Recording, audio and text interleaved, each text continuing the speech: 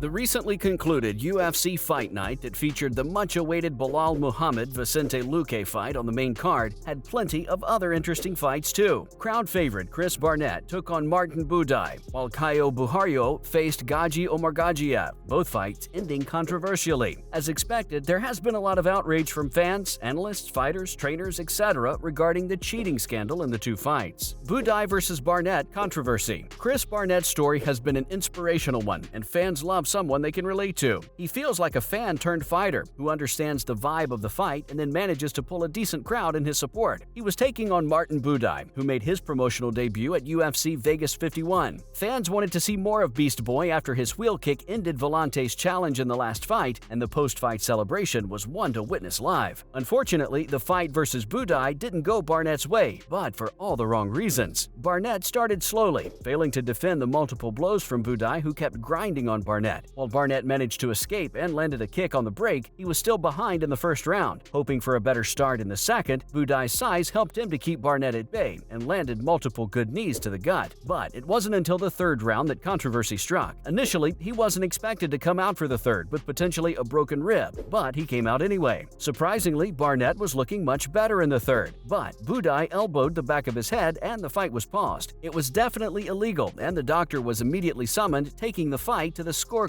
where Buday prevailed. Fans believe that the elbow was illegal. It was clear cheating and shouldn't have been allowed to stand. There was no point deduction for the foul either, and it has been the center of much debate amongst the UFC universe. Borralho versus Omargadzhiev controversy. On the same night, the fans were hoping to catch another brilliant fight between Caio Borralho and Gaji Omargadzhiev. Borralho has a decent record, but he was up against the unbeaten Russian, and it was set up perfectly to be a sensational fight. However, much like the Buday-Barnett fight, fans were left disappointed with the way it ended, again subject to controversy, raising questions over the refereeing standards at the UFC and whether cheating was becoming more and more common. Throughout the fight, Borralho looked more dominant. The Brazilian was fortunate to escape in the first round after Omargadzhiev had caught a kick, but Borralho responded well, landing some elbows, ending the round on the back. It was a different story in the second, as Omargadzhiev came out charged, but a flying knee and a left hand from Borralho meant that he lost his advantage, and Borralho saw out the second round again with the advantage. Very similar to the Buday-Barnett fight, it was in the third round that the fight got dirty. After an initial pause earlier in the third, Borralho landed an illegal knee that led to another pause in the fight, and this time Omargadzhiev couldn't continue, as fans all across social media erupted in favor of the Russian after a technical decision went Borralho's way. For the second time, on the same night, a fighter who had committed the foul walked away with the win, and fans were left fuming with the poor decision-making. Reaction from the UFC universe. Expectedly, the fans weren't happy with the decisions from the fight night. Their opinions were mirrored by other fighters, as UFC heavyweight Francis Ngannou took to Twitter to explain how the elbow from Buday was clearly intentional, as Junior Dos Santos also agreed with Ngannou. Dos Santos was of the view that the referee's decision to call it an accident was BS. People called out the poor refereeing as they discussed how the elbow on the back of the head can never be an accident, and added that it shouldn't be this hard to apply the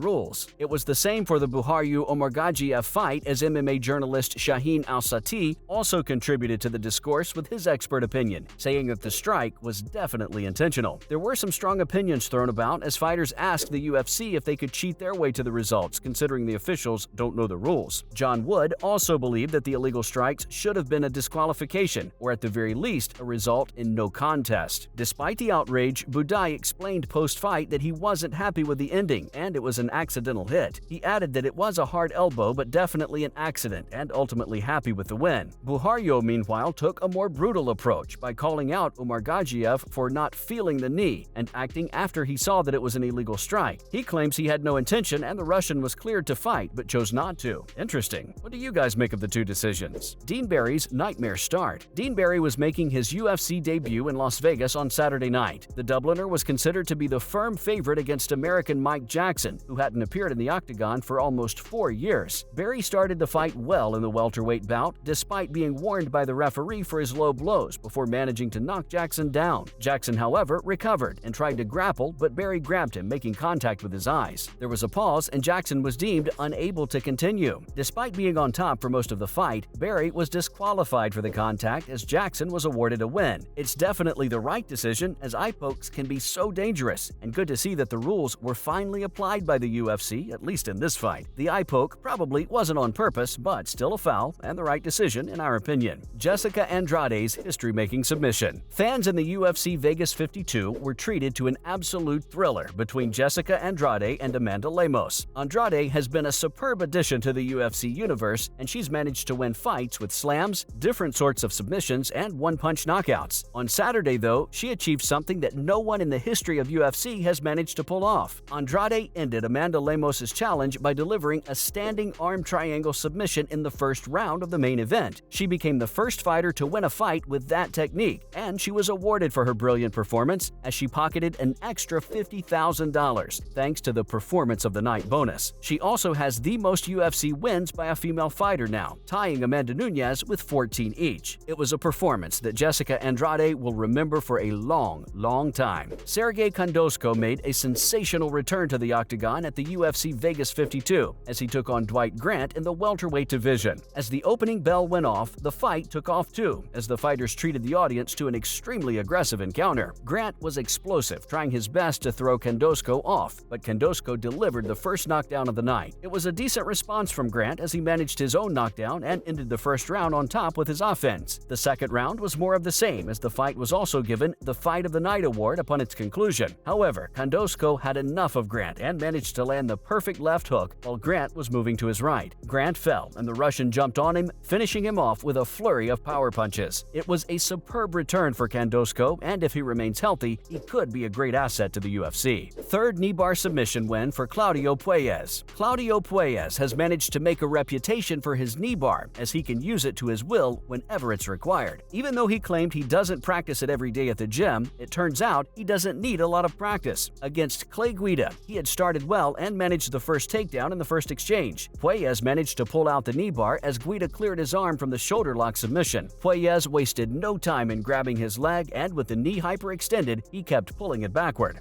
Oof, the agony. It was a simple yet painful decision for Guida to make. He had no other option but to tap out, because the alternative was risking serious damage from the submission. He tapped out as Puelles racked up another impressive win. Puelles has 3 knee bar submission wins in his last 5 UFC outings, and he's already looking toward other potential fights. He'd love a matchup with a top 15 ranked fighter as the Peruvian looks to increase his win streak. His superb display also earned him the second Performance of the Night bonus in what was a superb night for him. That's a wrap for this video. Do you agree with the decisions in Buhario and Buday wins, or should there be a change in the rules? Let us know in the comments below. Make sure to give this video a thumbs up and subscribe to our channel for more videos like this. See you in the next one.